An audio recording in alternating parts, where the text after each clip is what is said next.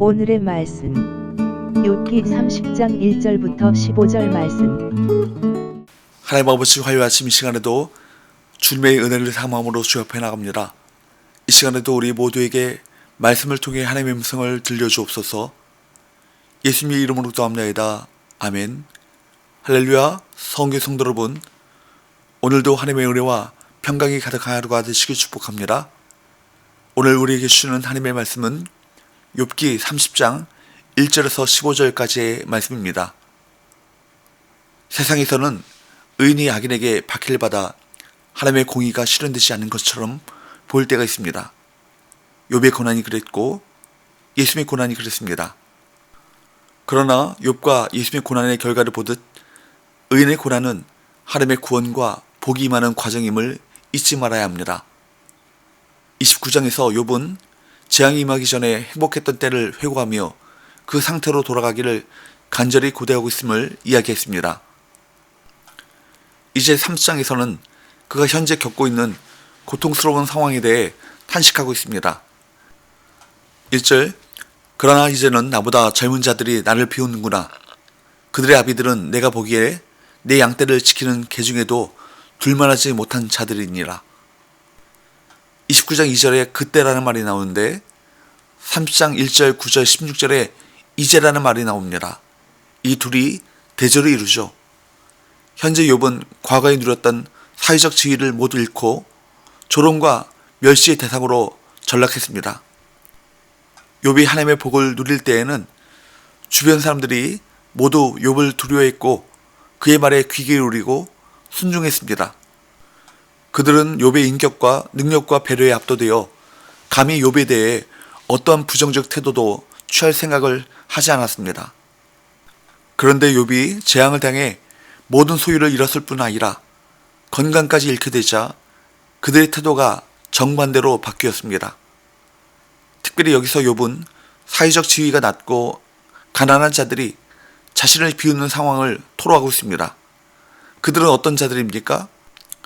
1절 2절을 보면 그들은 다른 이들에게 아무런 도움이 되지 않는 자들로, 3절 4절을 보면 궁핍하게 살아가고, 또 5절부터 8절까지 말씀을 보면 공동체 밖으로 쫓겨나 마치 동물과 같이 살아가는 자들입니다. 그런데 9절 10절을 보니 이런 사람들이 욥과 같이 부유한 자가 재앙을 당해 자기들과 같은 처지가 되면 동정하는 것이 아니라 조롱한다는 것입니다. 실제로 어떤 사람이 높은 자리에서 추락하면 그 사람에게 연민을 느끼는 사람은 거의 찾기 어렵습니다. 동화책에 보면 착한 부자가 어려움을 겪어 가난해지면 그의 도움을 받았던 수많은 가난한 사람들이 그를 돕는 이야기가 나오지만 실제 현실 세계에서는 이전까지 도움을 받았던 사람들이 도리어 추락한 사람을 비웃고 공격하는 경우도 많습니다. 우리는 사회적으로 동경의 대상이었던 사람이 추락했다는 소식을 들으면 그에게 연민을 느낍니까? 아니면 통쾌하다는 생각이 듭니까? 사실 인간들의 마음에는 이처럼 다른 사람의 그 재앙을 기뻐하는 악한 심성이 자리 잡고 있습니다. 이는 결코 하나님께서 기뻐하시는 마음이 아닙니다. 하나님의 백성은 우는 자와 함께 울어주고 웃는 자와 함께 기뻐해야 할 것입니다. 혼자 외롭게 괴로워하며 탄식하는 지체가 없어야 합니다. 우리 예수님도 잡히셨을 때 사람들이 그분의 얼굴에 침을 뱉고 주먹으로 치고 손바닥으로 때리며 선지한 노릇을 하라고 조롱했습니다. 욥도 예수님도 죄 때문에 이러한 조롱과 멸시를 받은 것이 아니었습니다.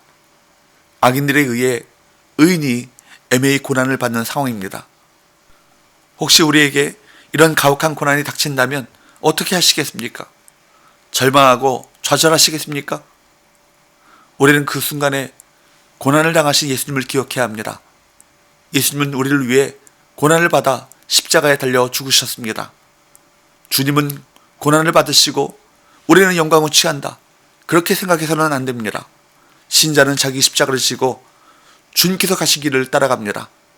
고난이 영광입니다.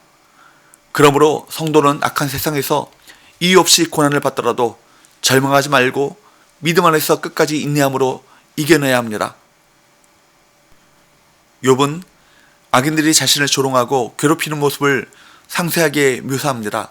12절에서 14절, 그들이 내 오른쪽에서 일어나 내 발에 덫을 놓으며 나를 대적하여 길을 에워싸며 그들이 내 길을 헐고 내 재앙을 재촉하는데도 도울 자가 없구나.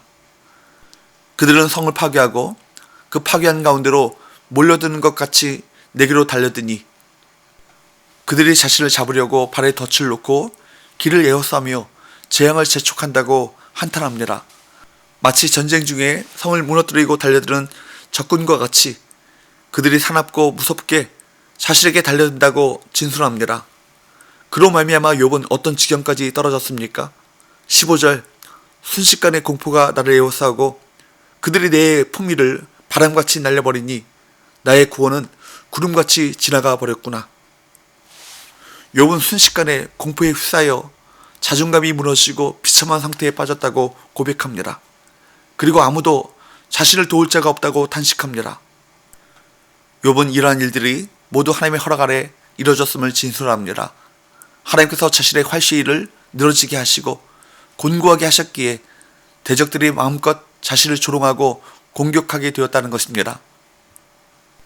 하나님의 허락 아래 그러한 일이 벌어졌다는 것은 두 가지 사실을 내포합니다. 하나는 하나님께서 허락하신 이름으로 아무도 막을 수 없다는 것입니다. 이는 예수님께서 당시의 길을 막으려는 베드로에게 하나님의 뜻을 이루기 위해 당신이 잡히시는 것이 옳다고 하신 것과 같은 상황입니다. 또 하나는 하나님이 허락하신 고난이므로 하나님이 건지신다는 것입니다. 하나님이 의인을 악인의 손에 멸망하게 내버려 두실 리가 없기 때문입니다. 그래서 예수님도 십자가의 죽음을 잠잠히 받아들이셨습니다. 하나님은 결국 욥을 재앙에서 구원하시고 모든 것을 회복시키셨습니다. 이는 예수님이 죽음에서 부활하시고 영광의 자리에 앉으신 것과 마찬가지입니다. 따라서 성도는 하나님의 뜻을 의심치 말고 믿음으로 고난을 견뎌야 합니다. 죄가 전혀 없는 완전한 의인이 당한 고난이 바로 예수 그리스도의 십자가인 것입니다. 그리스도께서는 부활하심으로 의인의 궁극적 승리를 확증하셨습니다. 성도는 그리스도 안에서 완전한 승리를 이미 소유한 자로 세상에서 악인의 공격과 박해를 받아도 승리의 확신을 가지고 끝까지 이겨내야 할 것입니다. 기도합시다. 하나님 아버지, 애매히 고난당하는 상황 속에서 하나님의 섭리를 기억하게 하시어 이 고난이 하나님의 뜻을 이루기 위해 필요한 고난임을 신뢰하게 하시고 부활의 주님을 통해 힘을 얻고 믿음으로 인내하며 승리하는 우리 모든 성도들 되게 하여 주옵소서. 예수님의 이름으로 기도합나이다. 아멘.